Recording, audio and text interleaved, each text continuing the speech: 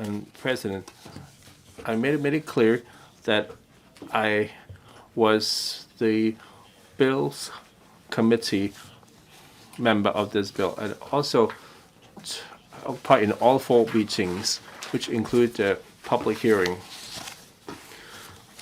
Well, I state that my support for the intended objectives. The intent is to prevent those with intent to imposing as auditor as professional accountant in enticing the public to engage the services so as to commit fraud. I believe that a lot of the public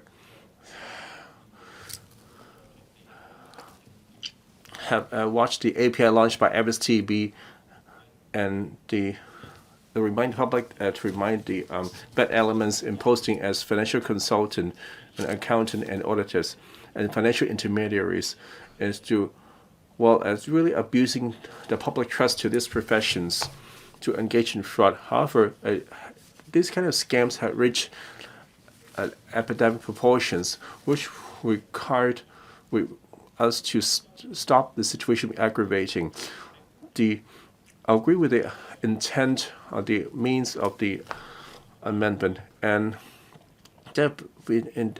I have stated this position while we brief about the bill in the legislative panels. On the other hand, when the bill takes effect, there would not be any unintended consequences. For example, whether it will affect those they carry on as bookkeeping, accounting services, or those providing accounting services, that whether they will affect their promotion. So at the Bills Committee, I support the holding a public hearing, so to directly listening to the views of different stakeholders to ensure that how the bill is drafted will not affect the future survival space for individuals and companies. Well, during the public hearing, one of the heated debate is to whether it's reasonable to ban the use of professional accounting, and which gives rise to the academic debate. How do you define professional? Well, it's hard to say what's an adjective or a noun in this context. Well, that people have a different understanding on the term. That after this law take effect, will there be any unforeseen consequences? Well, James To, as a member of the Bills Committee, have given some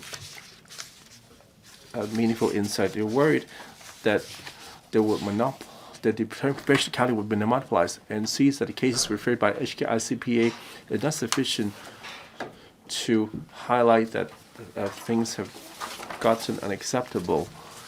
And the mover of the Kent Lang have written to the Bills Committee explained the rationale for making an amendment, because the public has hardly differentiate the provider of professional accounting services or companies with professional qualifications and subject to regulation, especially like Charles Mock has said in the case of foreign investors.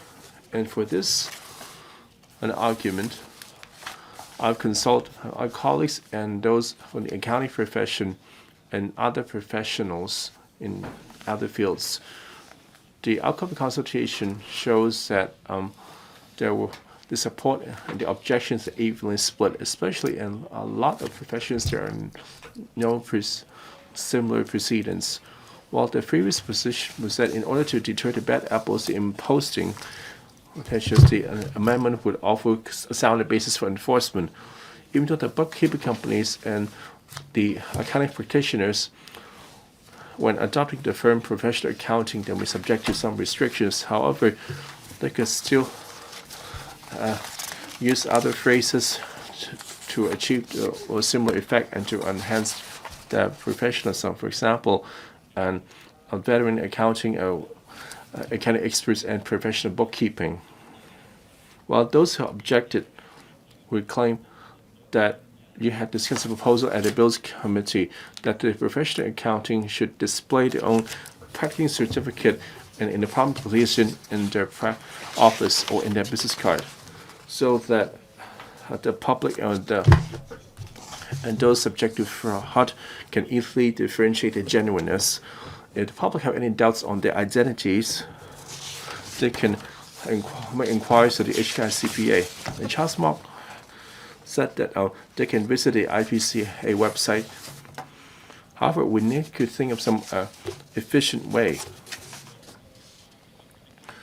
You can able to resolve the problem of imposing that we don't need to do away with the amendment exercise, even though the aforementioned suggestion was uncontroversial. What the HKCPI claimed they need to undertake a study. Well, it's been quite some time when the Bills Committee completed its work.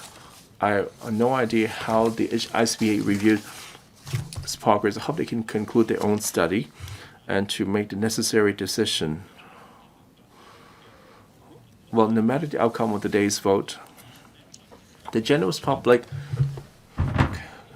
should welcome another way to verify the credentials of the accounting practitioners.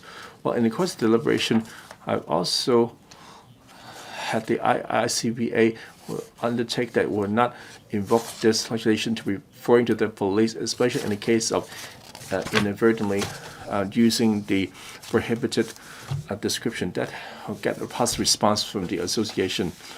On the wording of the amendment, I urge Kent Leung to consider and review the wording of the regulation eliminated by that would penalize for using reasonably cost. However, it would describe in a positive logic that whether you can be using frame in adverse logic in order to dispel the public fear and also allow the accountants registered outside of Hong Kong be affected, and also truly fulfill the intent of the accounting professionals.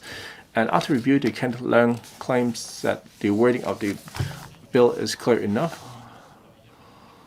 As soon as the bill is passed, if there are any dispute in enforcement, that we should immediately undertake the refining the expression to better manifest the legislative intent. I'm personally worried that, well, even when this bill is passed, it's not able to deter to intend to mislead the public as being professional accountants if the criminals as well have bent to breaking the law.